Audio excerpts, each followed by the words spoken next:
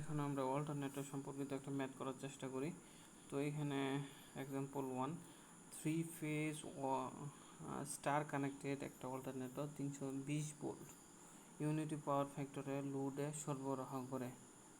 যদি synchronous reactor voltage drop 60 volt প্রতি ফেজে হয়, তবে পার্সেন্টেজ ভোল্টেজ রেগুলেশন বের করো।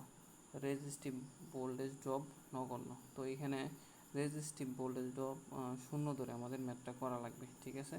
আর সিনক্রোনাস রিঅ্যাক্ট্যান্স ভোল্টেজ আমাদের দেওয়া আছে 60 ভোল্ট, ঠিক আছে। তো এখানে আমাদের এখানে যে ভোল্টেজটা দেওয়া আছে 230 ভোল্ট, এই ভোল্টেজটা কিন্তু আমাদের লাইন ভোল্টেজ দেওয়া আছে এবং স্টারে কানেক্ট করা আছে। সেই ক্ষেত্রে আমরা কি জানি, স্টারে লাইন ভোল্টেজ এবং ফেজ ভোল্টেজ সমান হয় না, এই জন্য √3 দেওয়া লাইন ভোল্টেজটা ভাগ করে ফেজ ভোল্টেজে কনভার্ট করে নিব, ঠিক আছে। তারপর আমরা ফেজ ভোল্টেজ পাবো, এটা আমরা ফুল লোড ভোল্টেজ হিসেবে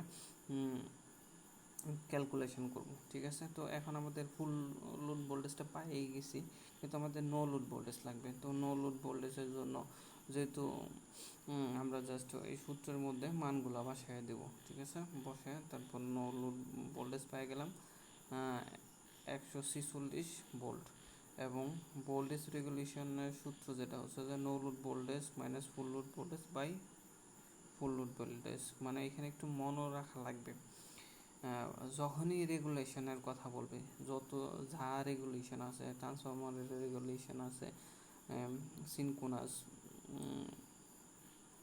মোটরের রেগুলেশন আছে, ডিসি মোটরের রেগুলেশন আছে, মানে যাই বলবে কমটা দিয়ে ভাগ করা লাগবে, ঠিক আছে। তারপর মানগুলো বসাইলাম, তাহলে ভোল্টেজ রেগুলেশন পেয়ে গেলাম। কিন্তু মনে রাখা লাগবে, ভোল্টেজ রেগুলেশন যত কম হবে তত ভালো। যদি ভোল্টেজ রেগুলেশন কম হয় তাহলে আমাদের যে এখানে ভোল্টেজ ড্রপটা আছে তাহলে কম হবে, ঠিক আছে। এই জন্য আমাদের ভোল্টেজ রেগুলেশন কম হওয়া ভালো।